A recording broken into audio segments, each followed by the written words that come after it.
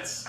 The schedule's up here. We're going to have motion planning with dynamic replanning first, the group that's setting up, and then that'll be followed by the Turtlebot group, pushing simulations, learning warning signals from driving, Baxter assembly, and finally the Baxter hand tracking demonstrations.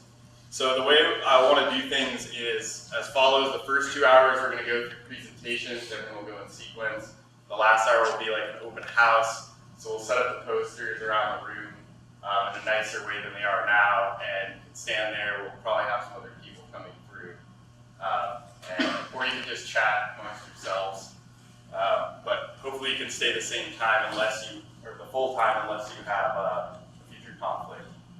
Presentations, we're going to try and keep the speaking portion to about 12 minutes. You can use less than the full time if you think that you get your entire point across in that time. Then we want some amount of that time to use for like videos or an actual live demo on one of the robots.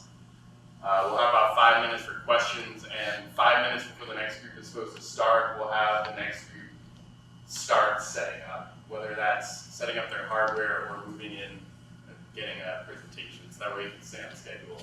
There's a little more setup than normal today. So remember where you are in the order. I'm going to try and signal everyone when the next group can start setting up, but try and keep on top of that the best that you can. So that's basically it.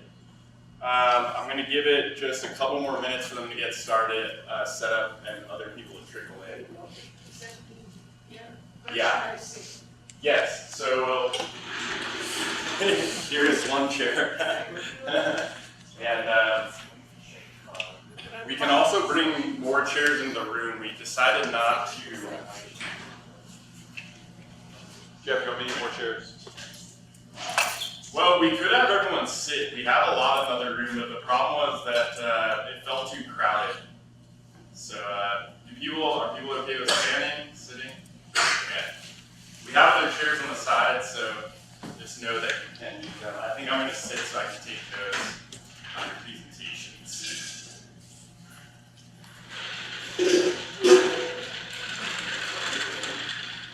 Oh wow, that's very good. Okay.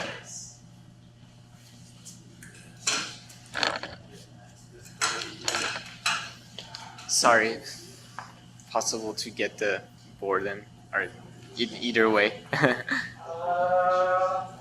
don't know, I guess I can stand here. Yeah, that's fine.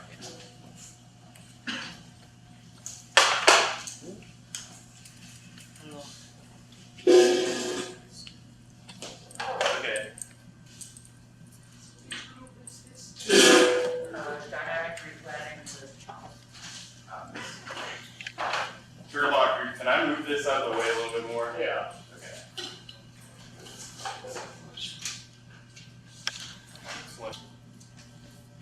So, we're dynamic replanning with Chomp. And basically the motivation for our project was that when robots start to interact with humans, the environments are going to become a lot more unpredictable. So on a factory floor, you can move from point A to point B, be reasonably confident you won't hit anything. But if you're working around humans, we're unpredictable, and we're going to get in the robot's way. So for robots to work in such environments, they need to be able to change plans in motion or dynamically replan as they're executed. Because obstacles might not be in the same place during execution as they are during planning. So we modified MoveIt's implementation of Chomp, which is covariant Hamiltonian optimization, to do dynamic replanning using warm starting. So, yeah, I might get to that.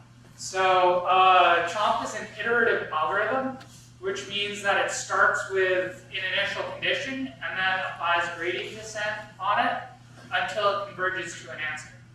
So, with warm starting, we basically use a previous plan as the initial condition for chomp to reduce the number of iterations needed. So if the robot wants to move from point A to B, it first calculates an initial path using just the standard chomp. But then as it moves, it updates its sign distance field and then uses its previous plan. Why would it need to update? What? What is changing? So the obstacles. So The human is interfering. yeah, the human is interfering, and sometimes you don't even know if the human, like how much the human is interfering, until you actually run the optimization. So, but how does the robot get the information? We have So- camera. We tried to get it working with a camera, but we had some problems actually implementing that. So currently we have beautiful green boxes that just float around. But Okay, so yeah, I see. but in a realistic implementation, you would use depth cameras or a combination of standard cameras. You use the objective function. I mean, by the key. things So, jump is objective function. We use the standard objective function in MoveIt, which is minimizing jerk, while also minimizing path length. So, Jerk is circular. yeah. So did you find problems with noise? No, actually we didn't. Because it's Uh, circular, it's Yeah. So, I don't know if Chris or Allan can comment more about this, but when we were running on Octomaps, we were getting a lot of gradient noise. Yes. So I actually have a video of us okay. using Okay, Prabhu, show the video. and you can tell there's a lot of noise. Typically.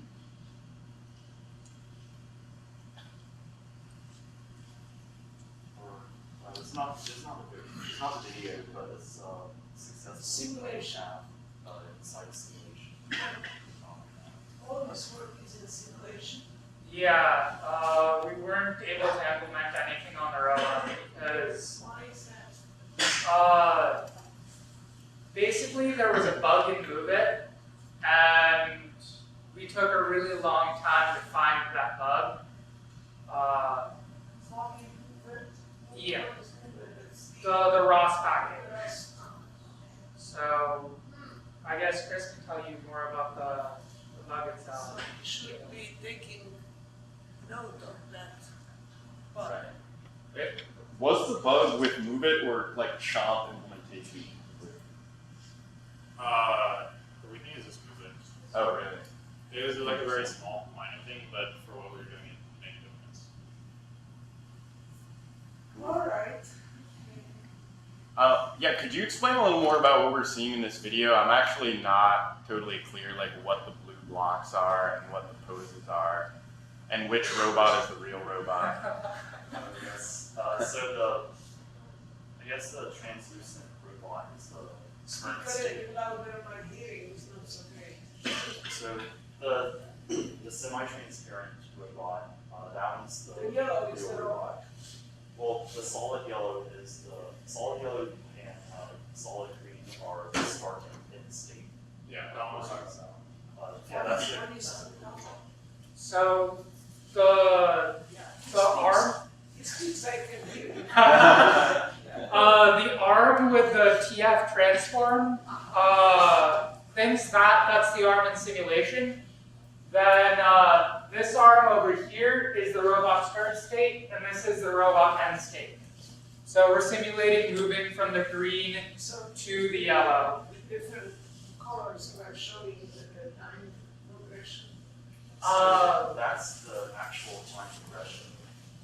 Just ignore the robot arm that's sticking up. That's what the where the thinks the real robot is. We don't have a Yeah. And the yellow thing that's like moving around, that's the plan trajectory. same. So what do those blue boxes? So the blue blots are an octomap, which is an implementation of an occupancy map. So what we actually did is we hooked up a connect and then positioned it within RViz so that objects in the connect would appear next to the robot. And we basically repeatedly updated based on what the connect was seeing. As you can see, the octomap isn't very good. So the blue boxes tell you where objects are. Yes. It's an occupancy map.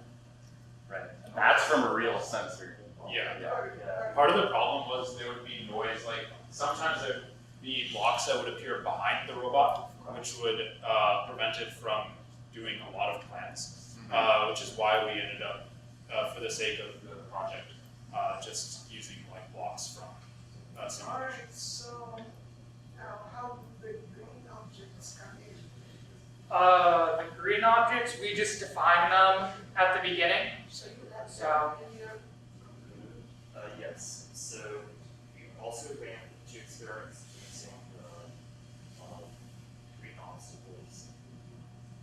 This is the first experiment where we test full path replanning, and you can actually see the gradient arrows visualized as the arm moves. Okay, so more detail on what this So experiment. you are showing how the robot avoids the green. Yes. So some more information on what that experiment actually was. So we have the 2 obstacles in space, the wall and the tabletop, and we commanded the robot to go from above the tabletop to below it. And so first, we just ran it to get a C trajectory. Then we shifted the wall and tabletop over to essentially distort the scene, and that would put the C trajectory in collision. And that was supposed to simulate Like a human moving or, line. yeah. And then what we did is we replanned the trajectory from scratch, as well as using the initial C trajectory. And we actually got sometimes 90% improvement, or 90% reduction in time. So 1/10 the planning time.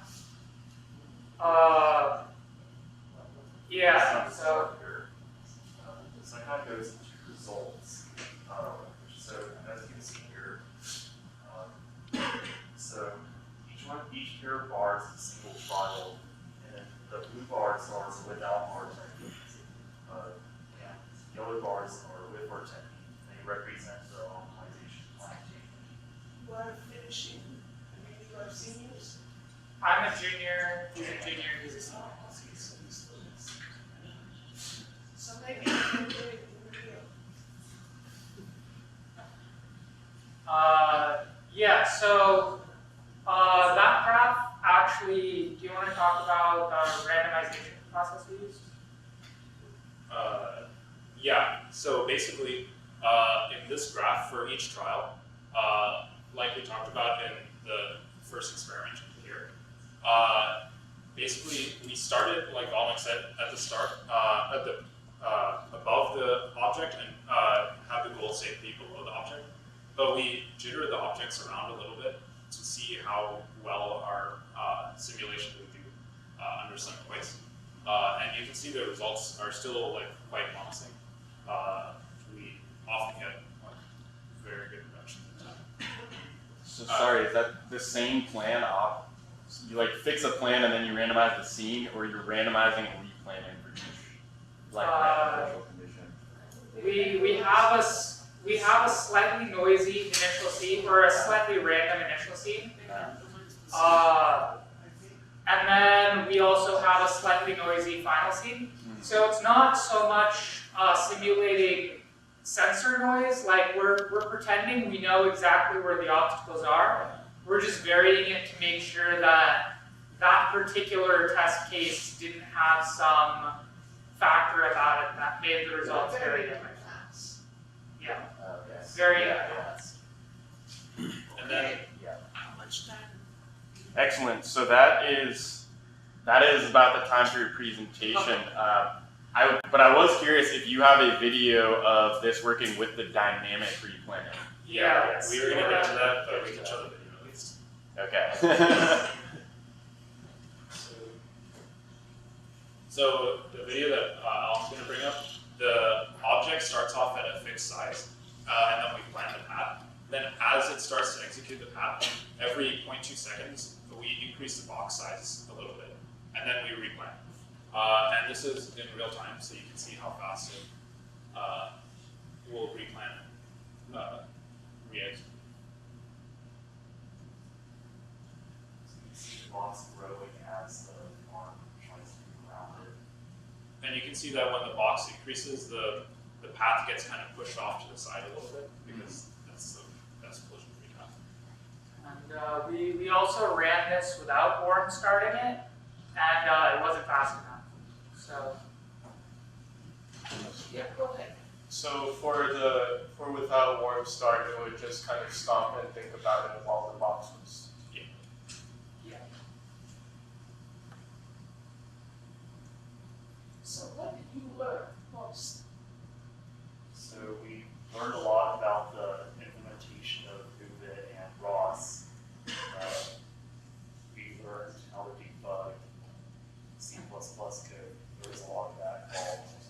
We definitely learned a lot about how like these optimal path planners work versus like these random tree type algorithms, and I think that's like very valuable. As in like with these optimization based planners, there was a lot more tuning and parameters, so you had to change. But on that note, did you actually run any of these same experiments with something like RRT? We did use code and do all about planning for just like for testing purposes, but we never ran experiments. Okay. Yeah, I was just kind of curious about the time, because So in theory the RRT thing can do this, with but OMPL is the paths are so random that it's very difficult to manufacture test cases. Like if we want to move from here to here and the robot does that, like putting an obstacle in between it doesn't, like, it isn't really worth it. Well, I'm glad you learned.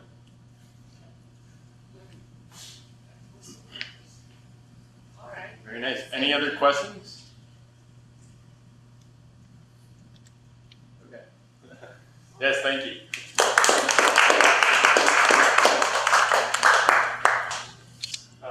I'm David. And so our project is multi-agent grasping with Turtlebots. So for people who aren't familiar with our project, what we're trying to do is essentially push an object with these Turtlebots along some certain trajectory.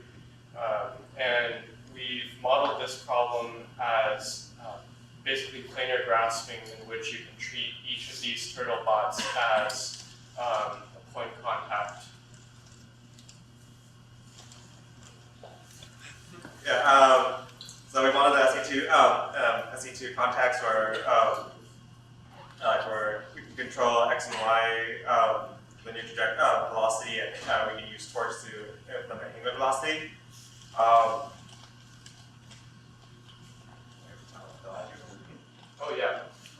And so our project basically has these main components in which we have grasp planning that selects contacts given a particular trajectory.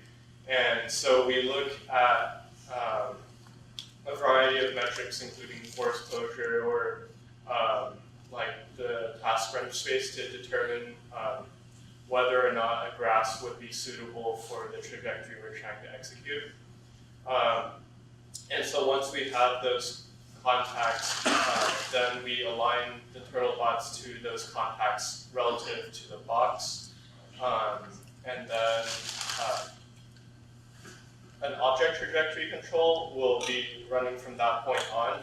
And basically, since it knows those contacts, it gives the Turtlebots relative magnitudes in order to get the desired trajectory. And so on the robots themselves, we have some PID control to track the individual robot's velocity as well as the lateral error from the contact that it's supposed to be pushing on. Yeah, to elaborate on how the grass planning works, so we give it the box shape and like a friction coefficient as well as the number of contacts in the desired twist in the C2. And what it does is it samples along the surface, the perimeter. Where is the camera? That's the camera. Yes. The interesting thing here to me is that technically, people will try to have a kind of like a form or extender of this, for pushing, and you are doing it without it, so that's an accomplishment. Yeah, typically people do this in a more geometric sort of solution. Yeah, That's kind of, yeah. but they have done forcing culture, which is wonderful. Good. Yeah, that's going to continue. So it samples along the surface of the box. So, and then from there it tries to produce a grass map in SE2. And then it'll try to do non-negative least squares to find out if there's a solution from that grass map that can produce the desired force, which is our main assumption here is that you could just use all these force relations, like from object force to contact forces, and just apply them to velocity. Later we find that doesn't necessarily hold true for all our cases, but in the most part it does seem to work. But yeah, so using the grass map we can get the desired contact velocities, and then we used to demux them into the respective reference velocities for each of the Turtlebots. So some of our metrics with this force closure, which is like taking the friction cones, mapping into the object's frame, and then deciding if that includes the origin of three-dimensional space. Other ones include how bad was the error for the non-negative least-square solution, and if the contact points are far enough to accommodate the shell of the Turtlebots, so that it wouldn't like actually fly with each other. So as for our experimentations, we did 1 and 2 Turtlebots along linear and circular trajectories. For one Turtlebots, they were pretty much successful. We had a lot of difficulty with the circular trajectory. Yeah. So for the linear trajectory, we have a set destination that the box gets pushed to and then it stops. And for the circular trajectory, we just have a desired angular velocity. So in these cases, the desired position is defined in the world frame, whereas the desired trajectory is described in the object frame. Yeah, so for a circular trajectory, we had to include lateral control, kind of rudimentary position control, which we didn't have initially, in order for it to not slip against the box as it turned. Like so that it would, like if it steered a little bit, it would try to come back to contact. And then as for 2 Turtlebot trajectories, the circular trajectory worked pretty well. What happened would be that one robot would be pushing, would do most of the pushing, the other one would kind of tag along, giving it a torque. Guys, this reminds me that there's one immediate application in the ice rinks where they are cleaning the ice, they have a very prescribed path how they do that, and there's always sitting a guy, pushing the whatever. Zamboni. I mean, it's just complete. Yeah. Right there. And that's good. Yeah. Maybe you want to consider. Turtlebots on ice. So one thing that we did have initially, but we scrapped was some regrasping. And so basically on over time we would be checking to see if like the contact positions were still able to execute the velocity that we want. And so if that wasn't the case, then we would try to replan. But one thing that we ran into that gave us some problems was that the sampling was completely random. And so sometimes the Turtlebots would just like swap places or go to the other side in the new plan. And so since we don't have an actual navigation stack going to like go around the object or around the other robot to get to the new place and then start, that just, the lateral control made the robots just kind of drive into the box and go everywhere. Consider, I mean, clearly, to push it, you really need for force closure, the normal forces. You mentioned the tangential forces, whether you are seeing features. No, that was just kind of a parameter that we tuned in order to get the object to move in the trajectory. Our model is kind of underspecified. We're missing a few things like the ground friction and, like you said, the tangential as well. And so basically we just played around with values until we got something that looks reasonable. That's why I sort of ice, because you see on the surface, you don't have, I mean, you have very little friction, you have some friction. Okay, yeah, show it to us. I think, how much time do we have, Jeff? You guys have about 11 minutes left. 11 minutes? Or, well, not actually scratch that. You have about 8 minutes. Oh, okay. Yeah. Let's just do, They have about 8 minutes, let's just do, and then we'll start switching groups.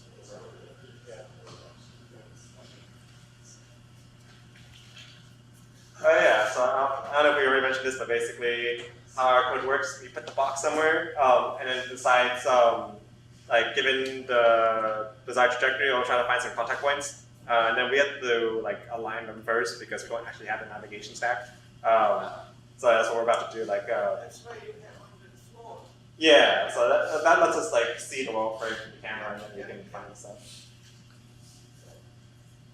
So you move them into the initial position. Yeah. Is it? Okay. And then the assumption is that they will remain in contact throughout the duration of the experiment. Right, but it sounded like your controller was trying to maintain that as well. Is that Oh true? yeah, so like afterwards we did add a thing to like actively maintain contact. Yeah. By like just steering a little bit. Not that it's like entirely foolproof. Right. Like, at times it will drive off and it'll never get in contact again. Right. Yeah. And so some of the problem with our assuming the force and velocity could just be used simultaneously, interchangeably, would be like in the case where it commands a zero force, then the turtlebot would just stop and like it would then it loses contact and it will never come back to it. Because even if it drove just as fast as the other robots later, it will, like the entire body of like the two the object and one other turtlebot would have moved too far away.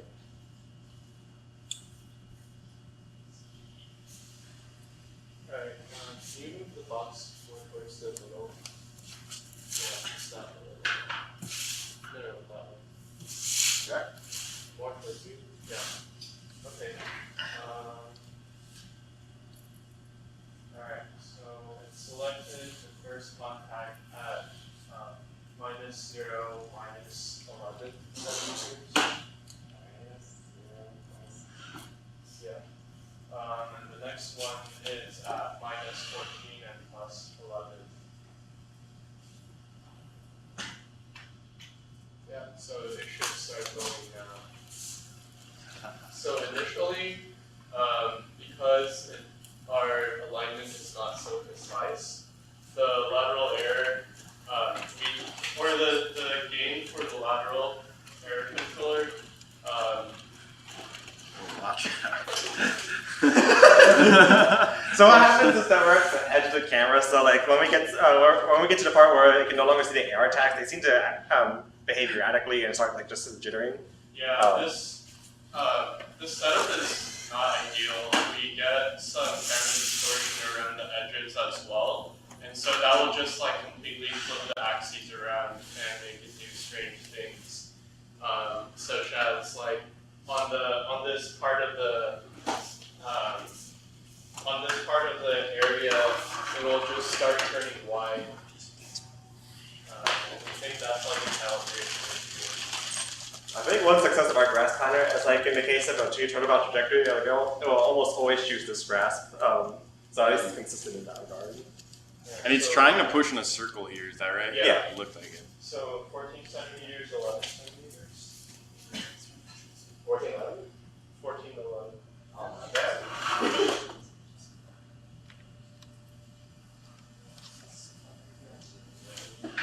Okay, and minus 14, 11. Yeah, so sometimes one limitation is that because we're only able to command velocities and not actually force, there's no way for us to actually have any notion of zero force because that's no, that was something that we should have added, but so this one will just kind of crash. Without force. So one thing I noticed is the green turtlebot is like evidently stronger, so You can eventually, or remember from next year, you get used to it. These guys with force sensors.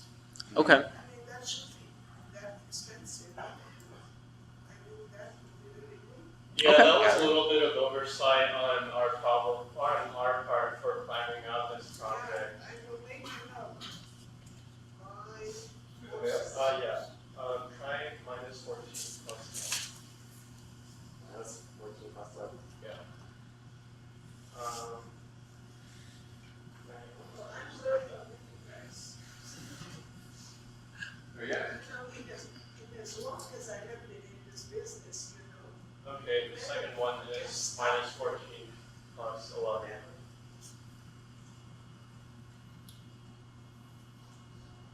Yeah, or wait. Keep going.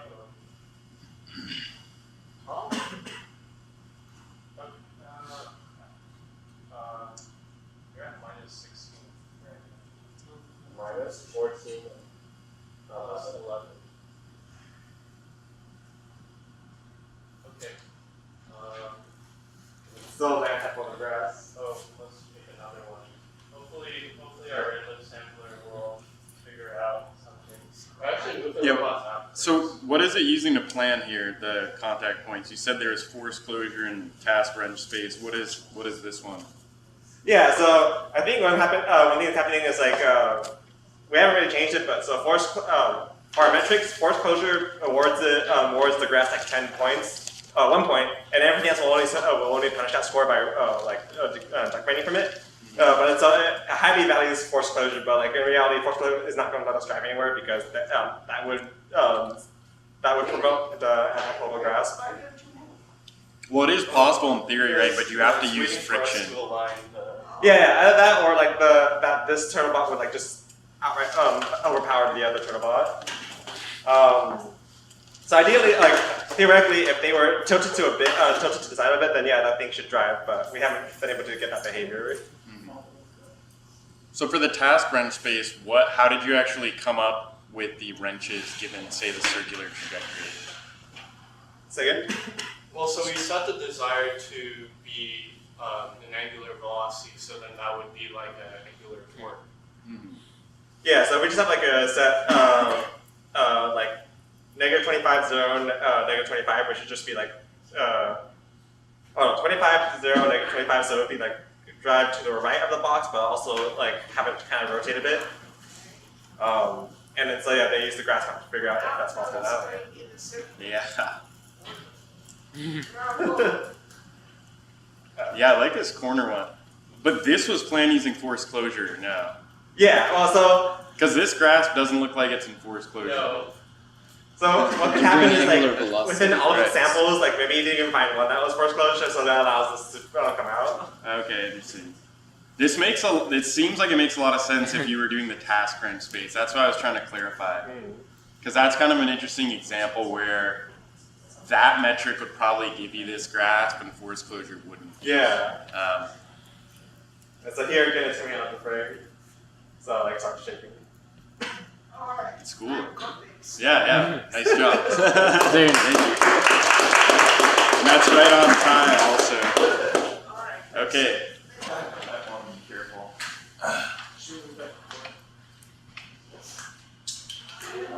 Yeah, the poster board will also need to move.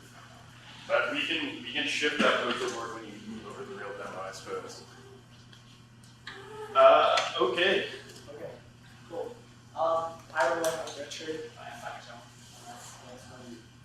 And You are Richard. yes. Bye. Bye. And our project is asking Clutter. So the motivation for this is, sort of scenarios where there's a lot of clutter and obstacles around where you want to grasp a desirable object. So this is after an earthquake in China, someone sifting through rubble in order to find desirable objects, and then Wally, which is scavenges through trash to find desirable objects. So this kind of builds on what we learned about grass quality in class already by considering how grass change based on the environment, and how when you want to grasp a desired object and it's interacting with other objects, the dynamics of the plants. And on the right, we're showing a way that, if you want to grasp a desirable object, but there are other obstacles in the way, then you'll have to choose how you want to affect the environment in order to arrive at your grasp. There are two theories in first that allow one theory is incorporating the data into the trajectory optimization, and then use the spatial complex programming to solve this problem. And this is another paper. This paper constructs a library of actions. Then they search the action to use the banding for the chain.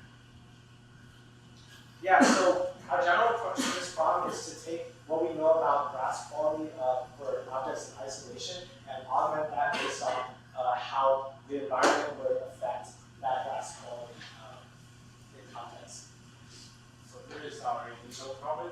We start with a very simple problem. So the red box is the object we need to grasp, and the blue box is the obstacle we need to push away, and the green point is the contact point. Where And is green?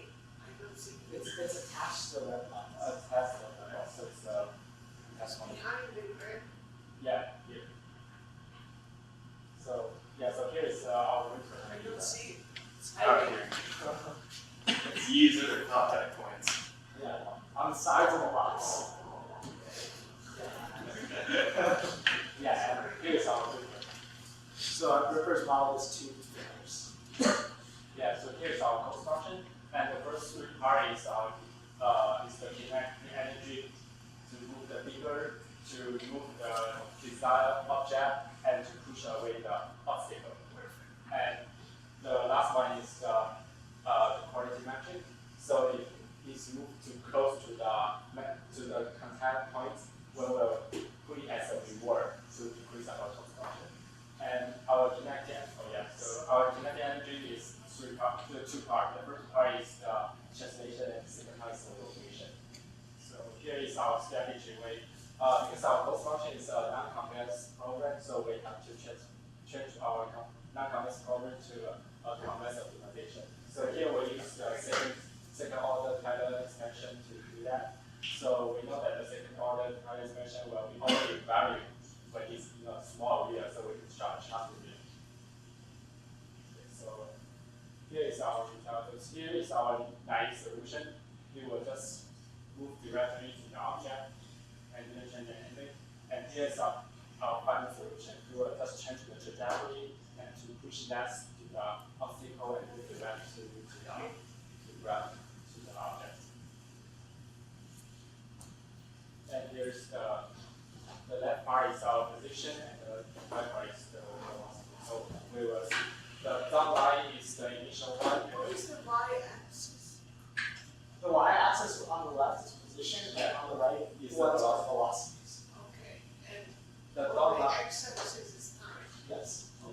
yeah, and the dot line is the initial one, and the real one is the final solution. We see the change. Yeah, so we tried some more complex problems as well. So this is two boxes, both guarding both possible contact points. And so this is the naive solution where we run directly towards it. And then in the augmented solution, it uses the fact that these boxes can rotate to kind of rotate us out of the way. Right? Nice. This is actually fun. And lastly, this one is probably the most interesting. In this naive solution, the fingers won't even be able to arrive at those grasp points because of the way that these boxes are blocking. So it's completely blocked up. But after sequential convex optimization, it kind of uses geometry of the boxes to kind of push things away. So our second approach towards this problem is based on the paper by Sp17. And in this paper, basically it does it works backwards in time. So it considers the first trajectory in which you would try and directly grab the object, and then marks all objects that are in the way as objects that need to be moved. Then one step backwards in time, it'll move those objects first, and then consider whatever objects need to be moved again. So we want to approach this through dynamic programming and consider every step back in time, all possible actions from our list of actions, and then associate costs with those actions so that we can choose something that's optimal and that minimizes that cost. So when you think this idea is possibly let's rewrite even this. We are going to push the object. The red one is our object. The red one is another. We are going to push and we will push the obstacles first. Because there are some obstacles in our negative region. The new one is our negative region for this river. If the river wants to grasp the object, they want to Very, very nice. they want to sweep. We want to sweep the obstacles and then grasp the right one. So you can something with So some all Possibly, yeah. To see the final report, but yeah, that's very interesting. Can you explain to everyone else, because Professor and I already kind of know, what is that green region now? Can you explain that a little more to the group? So this green region is the dynamic area associated with each individual action. So with this action, basically, well, it's more clear with the first one. Anything that is found in the negative area is considered objects that need to be moved. So those objects will be moved out of the region of the negative area before the time step can go back. So the previous time step will be whatever moves everything that's in the negative area out of the negative area. So that's why this is the previous time step. And then this is our fourth position. yes, we can backward and implement the forward. So it is our final simulation. We push the obstacles and Yeah. Which is our initial. okay, so as we know, we use two ways to deal with the Clutter solution. This one is the non-convex sequential problem, so it's an initial problem. So we will just move directly to chase the object. And the second one we use the dynamic program, so it will just push away the obstacles, sweep away the red one, and grasp the blue one. And that was planned in Box 2D? Yeah, so we just So how did you match the reality and simulation here? Well, Very curious. we just get the basically what positions that was and poses that we got through the AR markers, we directly put into our Box 2D, spit out a solution, and then put that solution back into Baxter. But we had to sample trajectories. So Keenan can show what we did. yeah, so we're in simulation, so we just pick up some position in our trajectory to put into the Baxter because we focus on the simulation, so we just pick up some points from the trajectory and put into the Baxter because I don't know the sample rate of the Baxter. The final idea is the Baxter. You're saying that you're just giving it sort of start and end points for to plan to and not the full trajectory. That's what you're trying to say. No, we calculate the full trajectory using these simulations. Right. And then we sample from our full trajectory at different time intervals. Yeah. And then just take those points and then use just regular control. Like Right. Yeah. Okay. Huh. Yeah, we'd love to see it on the real robot. Please move that poster board from the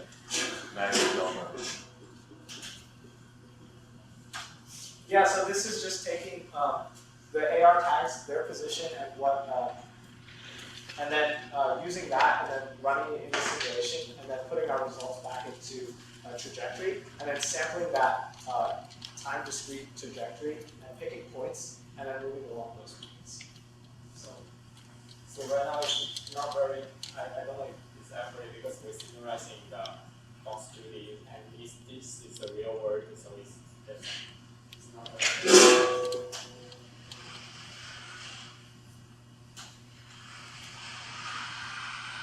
And I don't know why people change the gripper, so the gripper is more as a mechanical grasp. Yeah, but so we will just go there to chase them. So if we just get a position from that, we will just move directly to this position. But for our simulation, we will just chase for the object. So it will just that's all. Yeah. We will interact the object and the object simultaneously.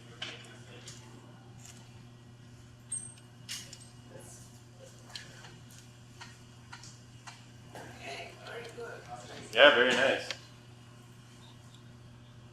Yeah, we have about 5 more minutes for questions, if there are any from anybody else. Yeah. So what was your accuracy when going from simulation to actual robot? I don't think we ever had a dimension evaluation. We kind of just saw it. So like general feel, what you say the time?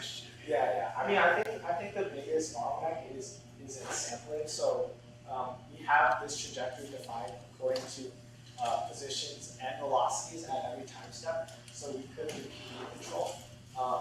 But if the sampling rate is different or if it takes too long to calculate, that we can't exactly know. We can't sample finely. So we have to pick only a few points.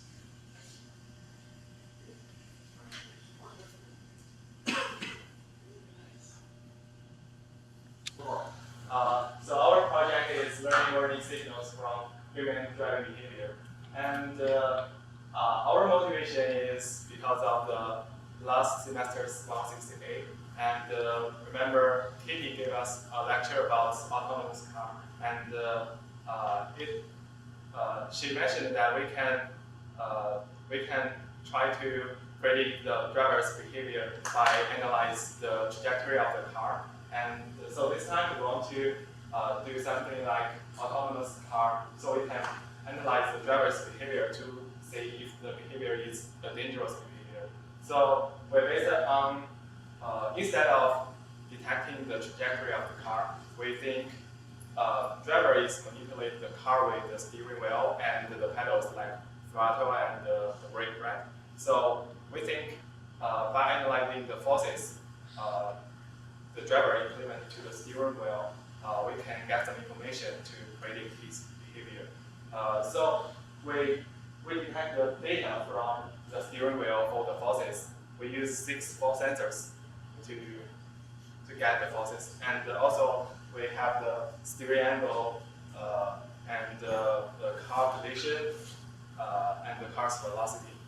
So that's all our data, and we use that data to implement the machine learning algorithm to label the driver's behavior. And we mainly focus on building the hardware system here, and we also build a simulator by ourselves. We built 2 different car models. The first one is a really simple model, and we gave a demo in last presentation. And after that, we have another model which including the friction between the tire and the path. So we can consider the slippery of the car. You know, if you drive too fast, you take a right turn, maybe the car is slippery, right? Yeah. So that's what we do, and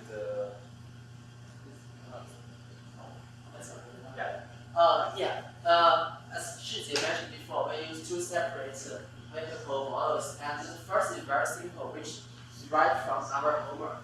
And we use the X and Y to get the current position, and we use the Z to get the current angle, which is very simple. We use this model to do our hardware setup, software configuration, data collection, and the learning process.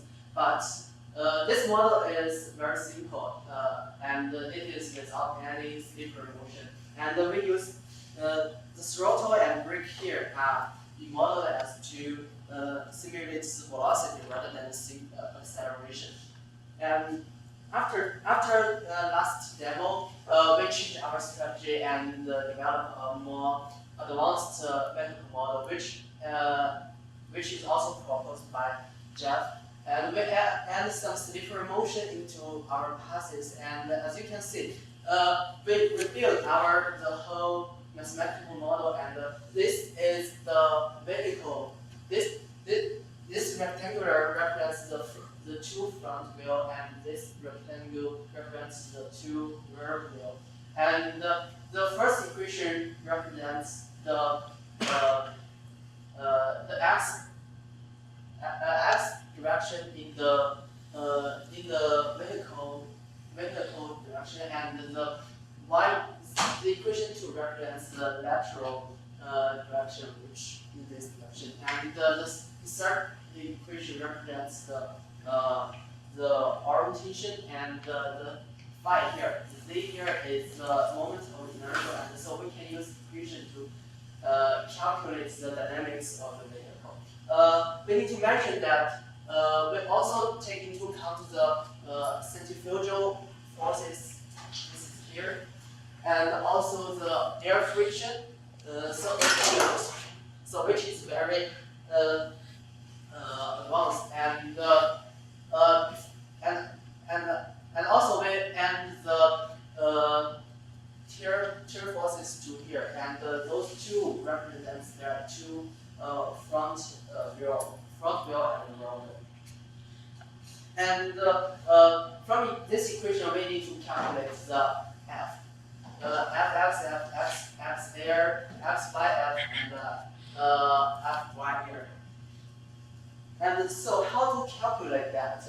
We need to transform into the territory, because the motion arrives from the friction, right? If the chair has a friction, we can move forward. So look at the picture here. This is in the vertical friction, and if we want to calculate the forces here, we need to first calculate the friction in the chair, and then transform the forces in the territory into the vertical friction. So this is our principle and equation to calculate the chair forces.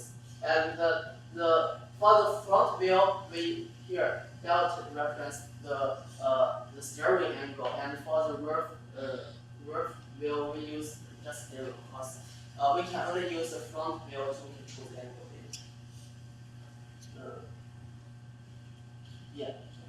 So how do we add the slippery motion into our second model? This is the first one. We calculate the friction using our conventional way. So which is the positive pressure, normal pressure, and we use the friction coefficient to represent that. And this represents the longitude forces. For the lateral shear forces, we use this model.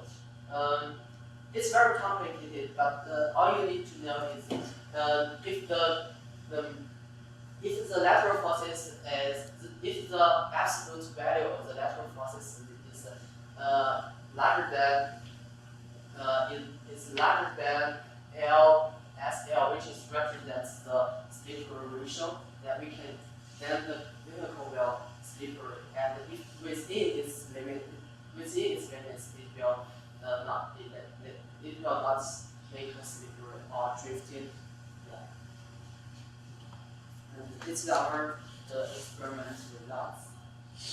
So we generated 5 paths here, and the first one we have 4 curves and the triangle is negative, and we have another 2 where triangle is also negative, but only we have only 2 curves, and the last 2 we also have 2 curves which is the turning angle into 45 degrees, and we asked the drivers to do 5 tests on each path, and we put them under 2 models we built earlier respectively. So we use decision tree to learn from the data we collected. The idea is that based on the distance of the current car position to the goal path, we can determine whether this car is. What is the y-axis? Y-axis is the result for accuracy, specificity, and behavior, which are calculated from the confusion matrix. So the confusion matrix is you have predictive positives and negatives, and you have your all labeled positives and negatives. And this accuracy is just the right labels you get of the number of right labels you get over the number of all the labels. And the PPV can tell you whether your learning method is overly sensitive. And So the y-axis would be like precision? yeah, it's a rate. Yeah, it's actually different for all of them. It's basically like a percentage, but it's accuracy for the left one, it's sensitivity for the next one, specificity for the next one, positive predictive value for the next one. Yeah. So they're all between 0 and 1, but it's actually different based on what the bottom label is. Different. Yeah. Yeah, the yellow one is the model one, the simplest model we built earlier, and the blue one is the model 2 that Gongbo just explained, which is much more complicated. And we have a lot of different tests, so we want to compare whether drivers show different behaviors under such different circumstances. And the different strategies we use is, the first one is we use 4 tests in each path, which are 20 tests, and we use that as a dataset. And the remaining tests we are using it as a test set. That is for strategy 1. And for strategy 2, we use 20 tests from the. So what is the strategy 2 again? Strategy 2 is we used 20 tests from the previous 4 tests, and we use 5 tests in the last 1 test to be as the test set, and we calculate the confusion matrix for each strategy and each model, and we compare them together. So that's interesting. So the strategy 1 is a consistent higher probability for model 2. Yeah, that's right. This is just for driver 1, and you will see later that those strategy 2, that's not the case. Yeah, that's true, but this is just for only 1 driver, and we also have this diagrams for other 2 drivers, and you can notice that they can be completely different, which means that the driver behavior can be very different, because they may drive in a car in a very different way based on their experiments, their habits, and things like that. And I also plotted those trajectory based on the data we collected and show the 2 negatives, positives on the diagram, so we can visualize the result much more clearly. And that is for comparison. This is for another 2 drivers. So the pattern you noticed earlier for driver 1 is no number exists for driver 2. And for driver 1, this performance metrics for driver 1 may be better in model 2, but for this driver, things are completely different. And this is the another other trajectories we collect for driver 2. Can I just stop real quick? Is Yeah. it so you're sending, I just want to know more what the warning signal actually is, because we Okay. discussed a couple different things. Right. So when you go outside the bounds of the track, Yeah. then you would label warning signals for some previous number of states of the car. Is that the idea? There are two properties we label the warning. The first one is we calculate if the vehicle is within the road. If it's Right. outside the road, we label it warning. And the second property is we calculate the future the trajectory after 3.7 seconds. If the vehicle after 3.7 seconds will be out of the road, we will label it to be warning. Right, so the states before end up getting warning signals. That 3 seconds before will get. After. Yeah. But- But if it's go Right, there, right. yeah, after 3 seconds, if the velocity is not controlled, it will go off. Yeah, okay. So the 3 seconds is the average reaction time of the driver. Yeah, so it is 3 seconds to predict it.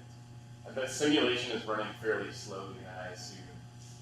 As in, because 3 seconds could be a long time or a short time depending how fast you move in this track. Yeah, but Yeah, but 3 that seconds is- will be much cheaper, right? Uh-huh. Yeah, you predict for a long time. Anyway, I don't want to hold you up. You can continue there. Okay, sure. You can ask it opposed to it. And this is the other result for research driver, which is very different.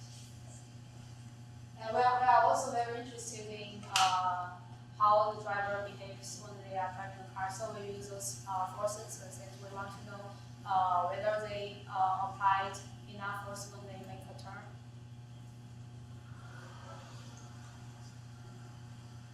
This is the force sensing result for driver 1 based on model 1, and the higher this is the voltage, and the higher the voltage is, the more more force the driver is applying on the steering wheel. And we have 6 sensors on the steering wheel. We have 2 ground sensors on the side and 2 these square force sensors on the front and back. And the result can be pretty in disorder, because it is very difficult to notice any pattern from it. But you can still see some general patterns.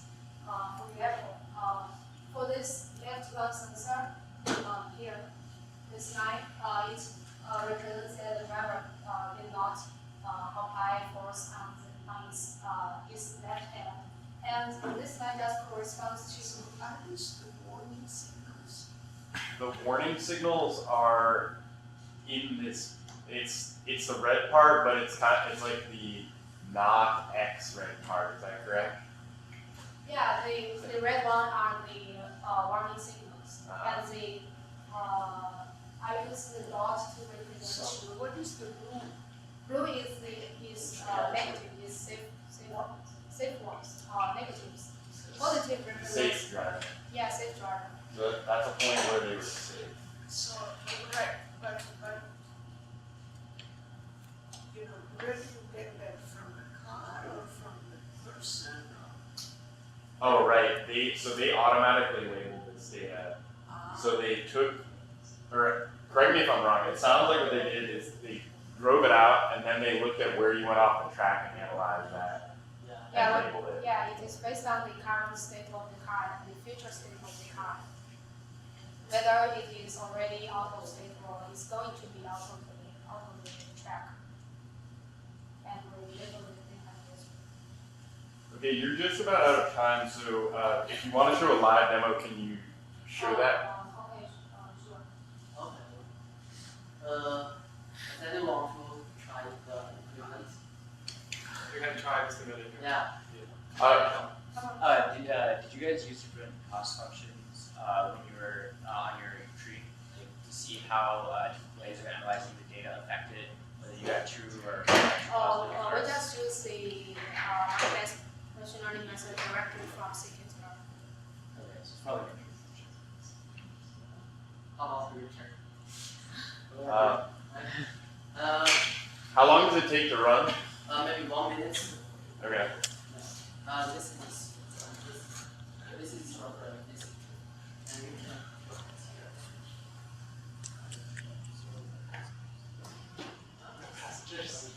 And you Should be safe. Warning signals everywhere. This is our This is model model 2. two. This is model 2, which preempts some slipper motion. Just this one. This blue line represents the velocity, and it will show the trajectory after the stress.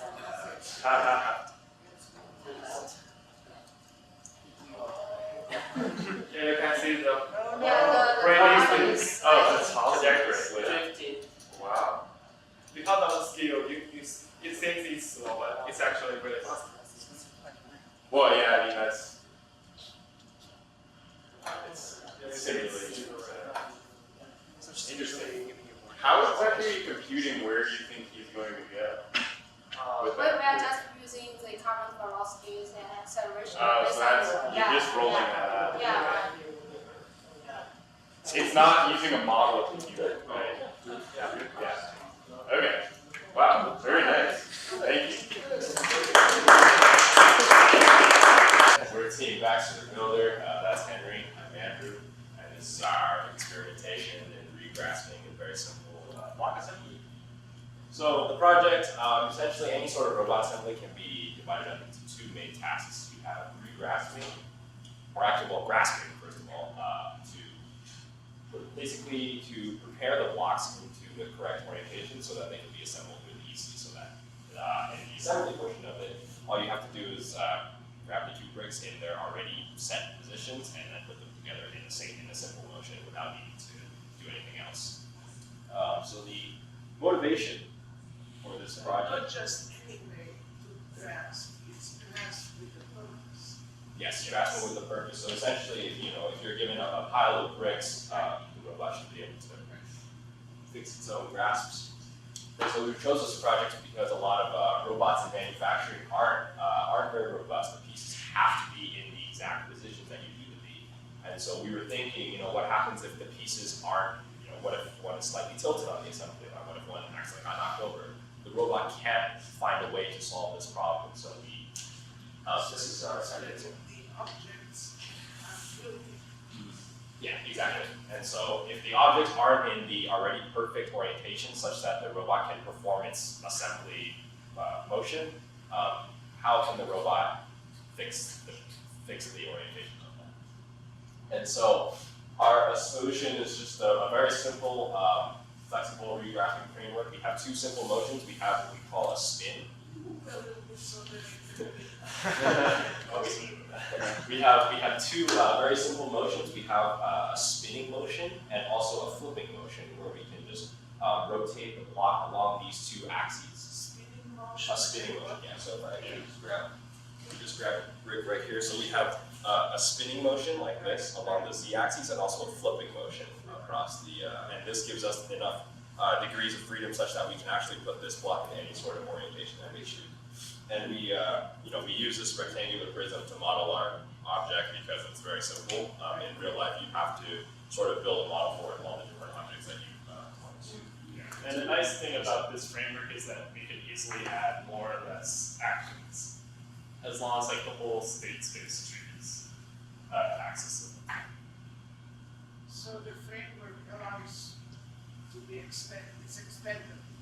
Yeah, so right now these two actions are hard-coded, but you can add actions that are done through like trajectory replane, which we have implemented sort of right now, and you can use anything, you can use machine learning to do actions and whatnot as well. But it's flexible, that's the point. Yeah. So real world applications, I just described some of the motivations. It's just manufacturing assembly line robots. So it's very basic parts of the Baxter.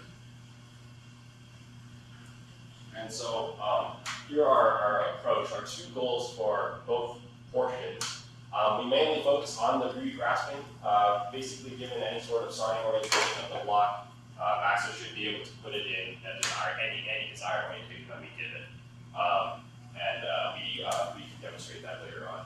We were able to find, basically, as long as Baxter's arm is able to. So you have to solve the problem how to grasp, right? How much force to exert. Is it the force closure that you observe, or? Well, given the regularity of the brick and the fact that it's pretty certain that the best bit is on the middle, right? We just always put the bits on them. Yeah.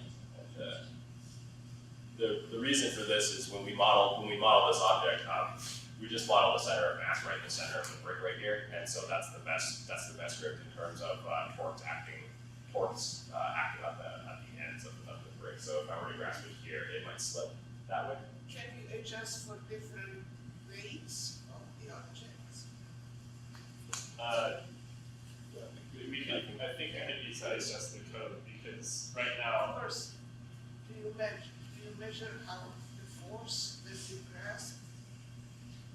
You know, the wrist force? No. I don't think you don't measure those things. So you are just looking at the geometry, right? Yeah. Just looking at the geometry, but if we were to incorporate one of our grasping labs in this, using some of what we did in lab 2, where you find different force closure grasps.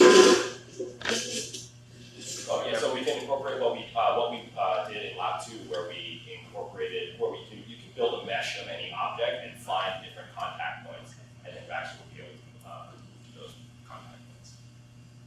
So that was our goal for regrasping, and our goal for assembly was given a desired sort of building or two parts to put together. Baxter will be able to put those two parts together. So what was more challenging, the grasping or the Assembly. assembly? Well, we definitely focus more on the regrasping. Right now, all we have for assembly is to just take something right, raise it above other brains, so it's not that complicated of a maneuver.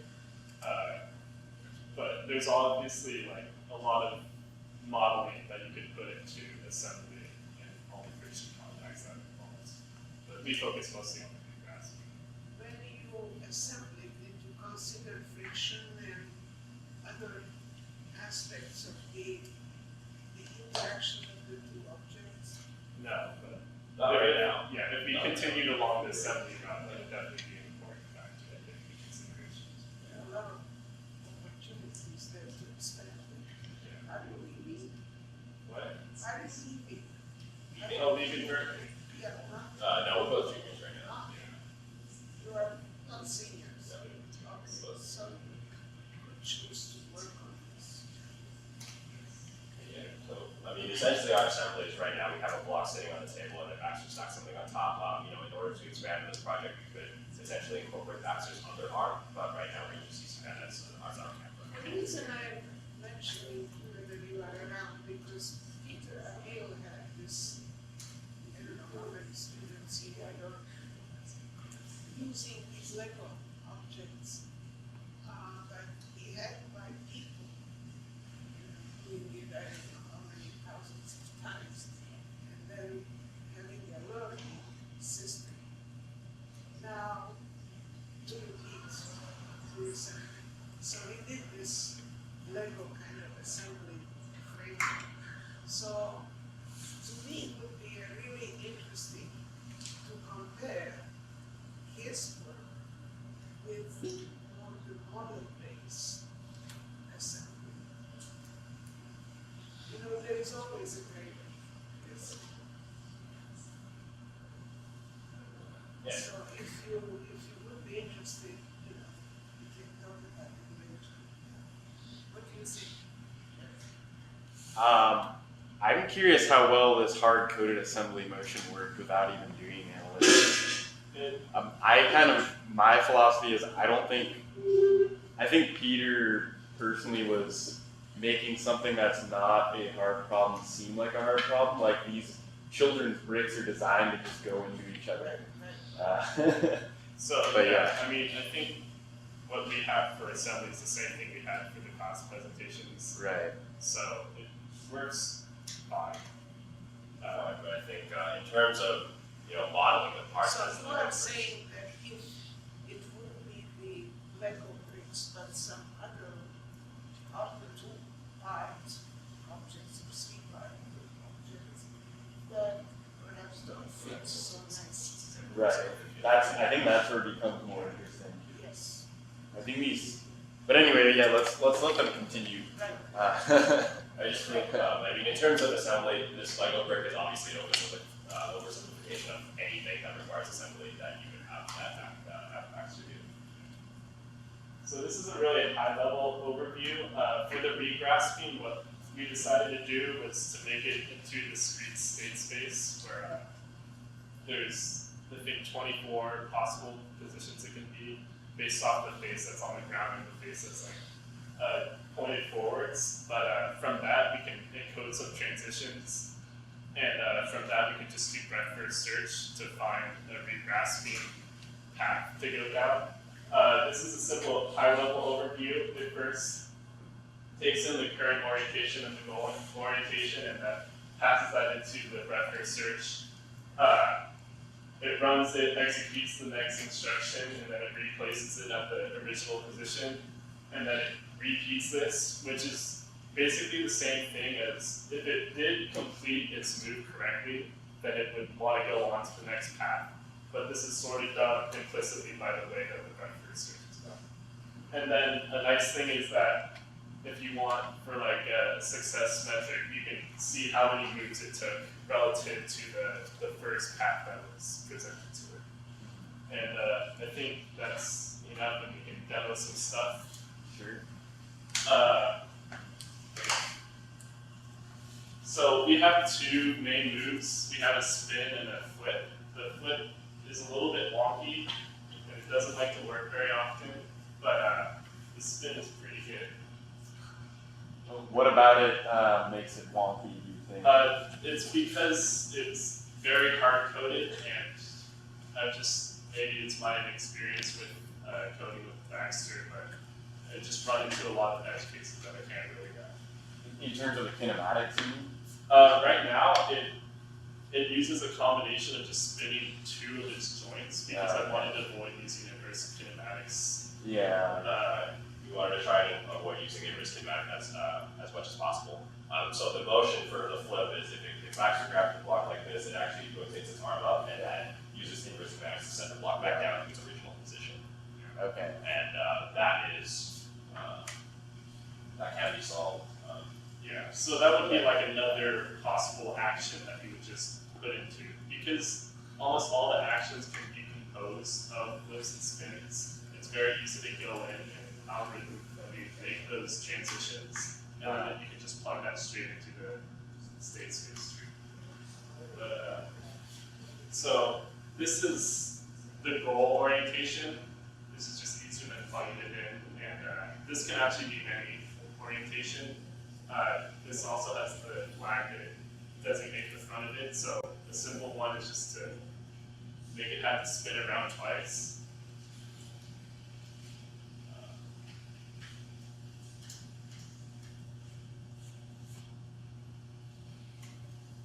Let me make sure that you can see this. Oh, yeah.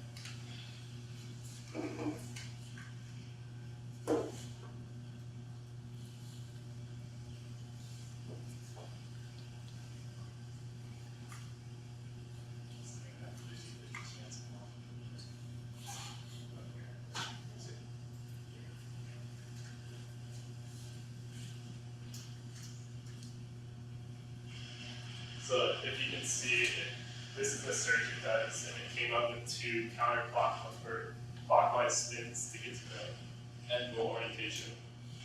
So it's going to do one. It's going to place it down, and then it's going to do the next one. So it's always choosing from 90-degree rotations. Yeah, because our two moves are clockwise spin, counterclockwise spin into the flip. But yeah, so this is the state one. And so I'm going to try to run it again and get it something where it has the flip. Let's even give it a spin to begin with. And that should, let me make sure, because it always flips it this way. So let's give it this, where it has its spin and then flip.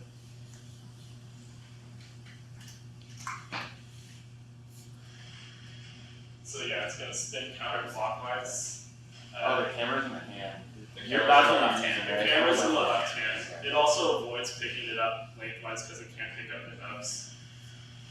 But yeah, so it's going to rotate it once, place it down. Oh, the grip is on. Good. Yeah, it's jiggling a little bit. Yeah. And then this has a 50% chance of working. Almost hit itself. Oh no. It flipped it the wrong way. But, I mean, theoretically, if I could get it to spin the right way. the general idea. Yeah. And then it, just continues. So now it's going to want to flip it a bajillion times. Because it realizes it's not in the correct, so it's going to keep running this run. Yeah, Baxter realized he made a mistake. One more, if we have time, interesting thing is we do have a simple trajectory replay where to easily get a move, it'll pick up a brick and then it'll lift it up and then it'll let you replay the trajectory. If we're not replay, we can record one and then it'll place it back down. And then that will record it as like an action, and then it can pick it up and then replay that trajectory. So, When you say show it, that's like it's in a setting teaching? yeah. Okay. Yeah, but it's just replaying the trajectory, so it's Yeah, you guys are just about out of time. okay. That's fine. Okay. Yeah, Jessica should be in here in a minute. Yeah, that's Okay. Well, I'll probably ask some more questions at the poster, but thank you very much. And last but not is using teleoperation to control Baxter. So the motivation is that within manufacturing, there's a huge push for robotics, but a lot of times you're kind of moving the humans out of the system. But with this approach, actually having a human control the robot, you have the humans, they're still in the system, they still have the job, because that's huge concerns. And then you also get rid of the liability issue if an accident occurs or a robot's entering into like a very dangerous area, or dangerous to the human, not necessarily dangerous to the robot. It makes everything safer within the factory. So the main way that, the big thing that we chose to do to approach this problem is that we have two air tags. One corresponds to the end effector, so that's the right hand, and the other corresponds to the base, the tag that Vidush is wearing. So then we use the connect and AR track Al-Harbi to find a relationship between that base and that in the hand, and then find a correspondence with Baxter's base and his hand. This is interesting. Are they coming? After you have everything. So hold on, we need to get this straight. So you are computing the transformation from the robot? So the way that we did it is that you have one air tag in your hand, and you have the other, which is here, and then you have the base frame, which is the camera. So you're finding the distance between the hand and the base frame. And then we needed to make sure that everything, it was all in the same frame, so that when we do apply the relationship to Baxter, it's able to emulate the movements. And the way that we did that was by using a pseudo-inverse Jacobian. So we're mapping from. I don't still fully understand. If your goal is to relate the hand with the base, why do you need? So this is, if I was the robot, this is my base, and this is my end effector. Okay. Yeah, We're trying to relate the velocity, the Cartesian velocities of the end effector of the human into joint velocities of Baxter. And the way that we find the relationship is by using the pseudo-inverse Jacobian method, so that we're mapping from velocity value, or from end effector values to joint velocity values, and then applying those joint velocity values to Baxter. And this, we're using this over something like MoveIt because there's no delay with like trying to compute the path. It's all in a dynamic system. Everything's kind of real time. After we do this, then we also need to implement some form of singularity avoidance because we only are checking for the end effector position and not all the other joint positions. So for singularity avoidance, we use a simple cost function, which was the current angles, the current state of Baxter's arm, and we weren't actually detecting singularities. What we were doing was skewing Baxter's motions towards pose that we know is away from singularities. So given a default position that we chose, that we believed was away from singularities, we would move Baxter's motions towards that. The way we did this was we defined a cost function where we took the difference between the state angles of this default position and the current position. We took the gradient of that, so that gives us like the direction to go in. And we projected that onto the null space of the Jacobian. So this way we're not affecting the end effector velocities, but we are skewing the joint angle velocities. And so the reason that we chose to do this method over actual singularity avoidance is it's less computationally expensive. So if you have kind of a low power machine, this is a lot easier because it's 3 matrix multiplications versus if you're doing actual singularity avoidance, it's very complex because you have to, I think it's the determinant of the Jacobian of, yeah. So the other so the other reason we chose to do this, actually besides joint singularity avoidance, we also got joint limit avoidance. So since it was sort of like this known ergonomic pose away from sort of the middle of all the joint angles, reaching like the full end rotation of like a maximum joint limit. So as opposed to just doing singularity avoidance where it'll just try to escape singularities, but not necessarily there's no context of like how far a joint has been extended. Try to direct it towards this known pose will free up more motion into different joints. So the known pose is actually in the workspace. It's not known joint angle. Yeah. Okay.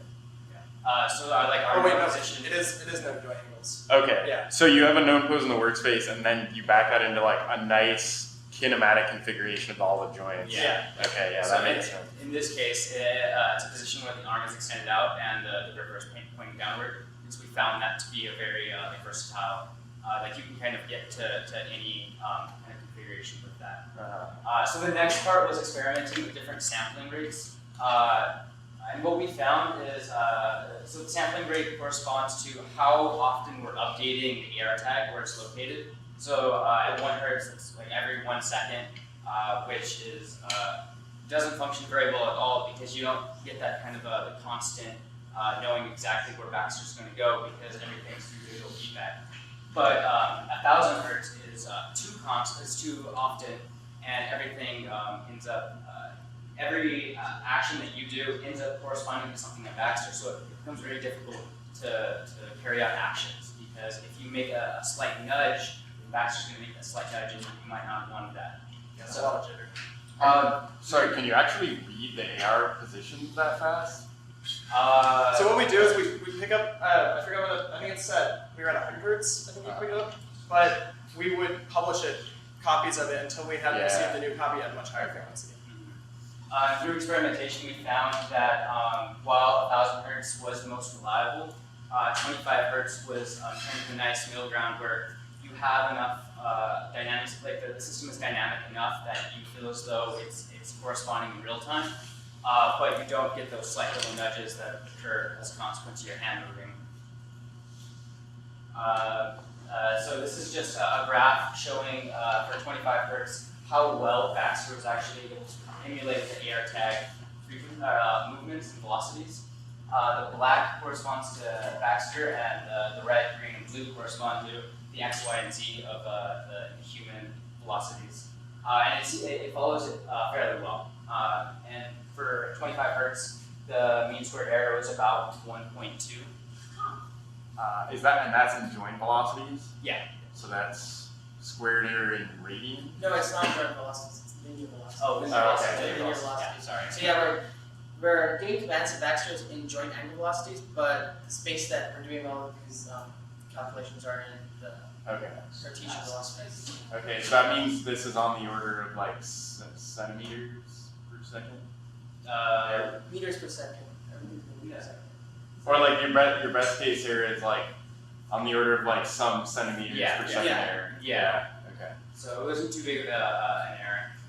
Initially, we tried to implement a PID filter into this to try and make it more stable, but it ended up conflicting with our movements because since we're a dynamic system and the velocities can range greatly, it's hard to fine-tune the PID filter.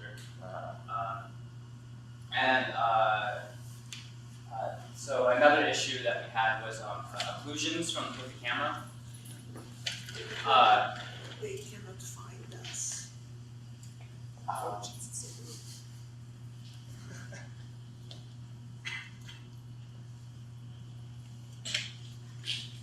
Please continue. So another issue that we had found was occlusions with the camera, where if we're moving our hand forward, it could end up blocking the chest air tag, and that's why we moved it up higher towards the chest, because initially it was towards like the base, our stomach, and it also made orientation a really large issue. So instead of actually doing orientation, we worried only about position and had our singularity, the singularity avoidance position, be kind of the preferred grasping angle. So that even if the velocities cause Baxter to move downward into a less desirable gripper angle, the singularity avoidance would push it back up. Yeah, so the other thing too is the orientation tended to sort of like jiggle about a certain point in space, whereas the Cartesian position tended to be rather stable. So early on the orientation velocity tracking tended to be sort of unstable because they're trying to oscillate between various states while it's like static. I'll come back for this. But is there a dreams also the same sort of things? So to figure out whether or not to grasp, we had to create a predetermined motion. And that motion was to have two air tags, one in the right hand and one in the left hand. And once the distance between them is less than 10 centimeters, it would tell the gripper to close, and if it is larger than 10 centimeters, the gripper would open. We thought that, that this was kind of a nice way of initiating a grip without having to deal with the occlusion issue again. Yeah, this is the same issue. Like originally, as we started out just modeling grasp tracking, so like if you were to hold this in front of the camera and just like hold it up, it would use this as sort of the end effector, and then it would just take the absolute distance and then like the same tag repeated closer. But the problem with this was occlusion. So like if you try to go for different orientations, it tended to block the wrist tag. Or shadows. Yeah, and since we wanted sort of the tags all to be the same size so they could be tracked accurately, the different tag sizes tended to conflict, so we went with the same tag size on different hands. So we're gonna show a progression video first, and then we'll do the demo. So that since we actually did record how far we have come. So initially we started off with just trying to figure out how velocities work by having it have the right hand emulate what the left hand's doing. So we would control the left hand manually, and then have the right hand do it, copy it. So it's like mimicking. Yeah, we were capturing the joint velocities and then trying to publish them to the other arm. And then once we had the joints, then we moved on to just tracking the end effector velocities to see if we can use the simulator coding correctly. And as you can see, sometimes when you twist the wrist, it like twists the whole arm, just because those velocities project across all the different joints, as opposed to just isolated joints. This is actually sort of us modeling the air tags on the human now, going from to Baxter now to our actual tracking. As you can see Baxter moving in the background, trying to follow with his arms tucked, so that was part of the singularities we were fixing, where he easily backed himself into it. This is closer to what we actually have now. Yeah. So it's actually us following, like having Baxter follow the path we're doing.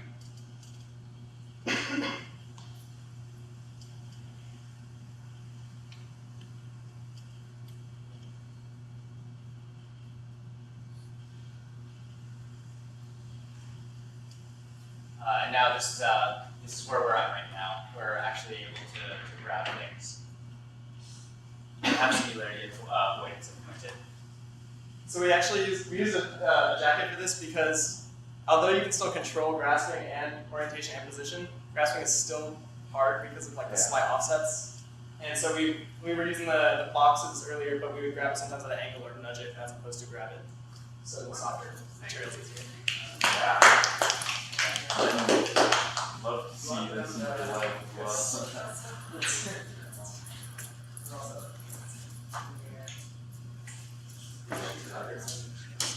well. Yeah. Let's just let them do this real quick. How long is this going to take? Okay, cool.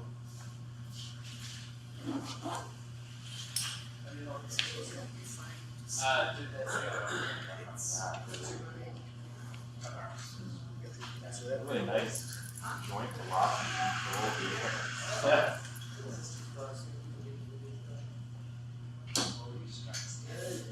So it's me from our. Okay.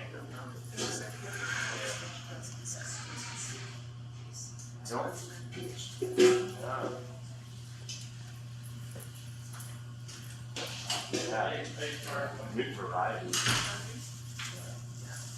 The Kinect had a weird feature to where if we were within a certain distance, the air tags would flip about their axis orientation.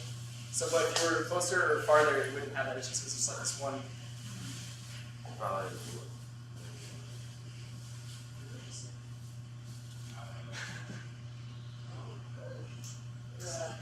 So the things we were talking about, where if we could just pre-record this, so if we use it. Hey, Doc.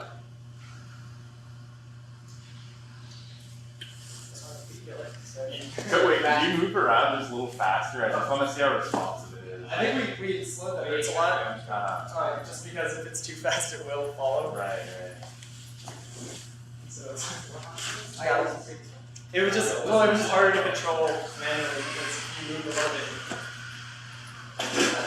fly.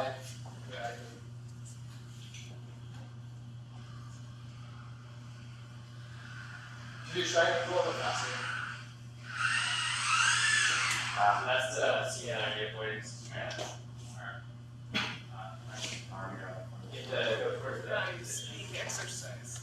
Yeah, so we were talking about, because we only have one sort of known position, but if it reaches closer to, say, another one, we could have another pre-configured, which have like a dictionary of greatest Yeah. Well, little pieces of it. Just all the pieces we had to learn in order to actually do it. Probably not using ROS.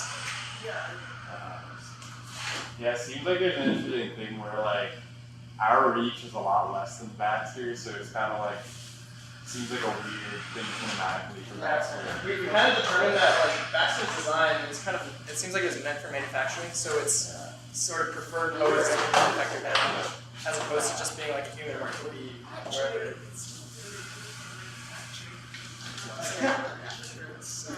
Yeah.